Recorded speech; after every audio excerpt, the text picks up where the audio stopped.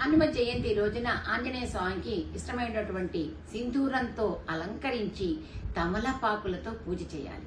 ఆయన ఇష్టమైనటువంటి అప్పాలు, అరటిపండ్లు, మామిడి పళ్ళు నివేదనగా చేయాలి. హనుమంతునికి 5 సంఖ్యకి చాలా దగ్గర సన్నిహిత సంబంధం ఉందని పెద్దలు చెప్తున్నారు. అందువల్ల 5 రకాల పండ్లని 5 చొప్పున నివేదన చేయటం, దేవాలయంలో 5 ప్రదక్షిణాలు చేయటం, మంగళవారం కానీ శనివారం కూడా ఏ రోజులో అయినా సరే హనుమాన్ చాలీసా పఠనంతో రామనామాన్ని జపించడం, హనుమత్ మూల మంత్రాన్ని స్మరించడం, సుందరాకాండ పారాయణ నియమనిష్టలతో భక్తి శ్రద్ధలతో ఆచరించినట్లయితే తప్పక ఆంజనేయ స్వామి మన కోరికలన్నీ నెరవేరుస్తారు. ఉద్యోగంలో ఉన్నత స్థితికి ఎదగాలన్నా, కీర్తి ప్రతిష్టలు రావాలన్నా, భోగభాగ్యాలు, సుఖ సంతోషాలు, ఆయురారోగ్యాలు తప్పక సిద్ధిస్తాయి. స్థైర్యం కలుగుతాయి ఆంజనేయ స్వామి పూజ అనంతరం. ఆంజనేయ స్వామి గురించిన కొన్ని విషయాలు మీకు తెలియజేశాను. ఈ వీడియో లైక్ చేయండి.